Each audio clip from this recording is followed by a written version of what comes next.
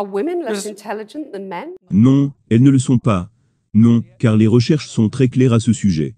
Le quotient intellectuel en moyenne des femmes et celui des hommes sont identiques. Il existe cependant des débats sur la platitude de cette distribution. Ce qui est une chose dont James Damore par exemple, a fait mention dans son mémoire.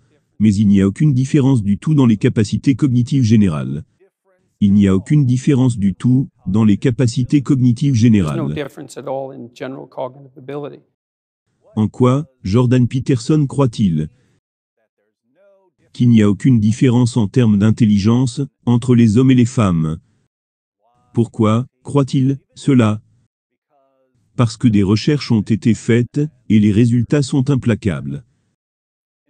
Dans ce bref clip, Peterson n'a pas non seulement réfuté l'accusation de Cathy, qu'il considère les femmes comme moins intelligentes que les hommes, mais il a aussi réfuté l'islam.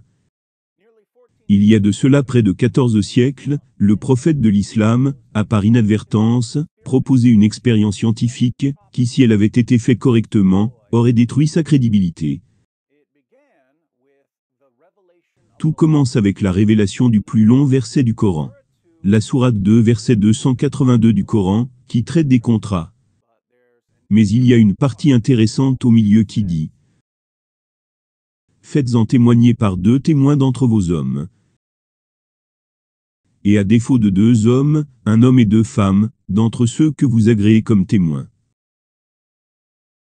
En sorte que si l'une d'elles s'égare, l'autre puisse lui rappeler. Donc, si 2 hommes ne sont pas disponibles comme témoins, tu dois alors trouver un homme et 2 femmes. Notez, il faut le témoignage de 2 femmes pour égaler le témoignage d'un seul homme. En d'autres termes, le témoignage d'une femme ne vaut que la moitié de celui d'un homme. Pourquoi cela? Eh bien, Mohamed nous l'explique dans Sahih al-Bukhari 2658. Rapporté par Abu Sa'id al-Khudri. Le prophète a dit, le témoignage d'une femme n'est-il pas égal à la moitié de celui d'un homme? Les femmes répondirent, oui. Il répond, c'est à cause de la déficience mentale de la femme. Le témoignage des femmes n'est pas fiable, parce que la femme est, par nature, stupide. Leur esprit est déficient. Lisons un autre récit, où Mohamed nous explique la déficience intellectuelle des femmes.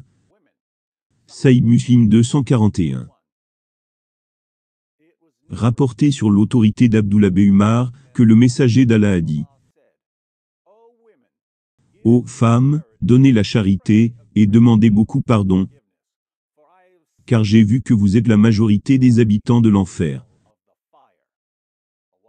Une dame sage parmi elles demanda: messager d'Allah, pourquoi sommes-nous la majorité des gens de l'enfer?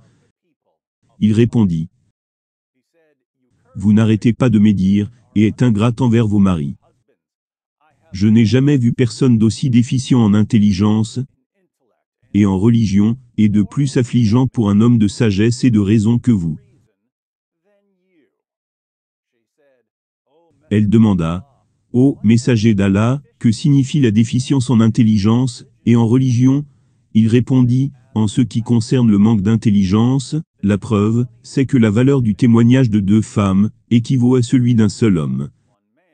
Ceci est la déficience en intelligence. Et une femme ne fait pas la salat durant plusieurs jours, et ne jeûne pas, durant ses règles, pendant le ramadan. Ceci est la déficience en religion. Mohamed nous a donc encore offert une autre manière de pouvoir tester son statut de prophète. Si Mohamed était un vrai prophète, alors, lorsque des hommes et des femmes reçoivent des tests de quotient intellectuel, les femmes devraient avoir des résultats significativement plus faibles que les hommes. Malheureusement pour Mohamed et ses adhérents, les hommes et les femmes ont été soumis à des tests de quotient intellectuel. Et Mohamed avait tout faux. Une fois de plus,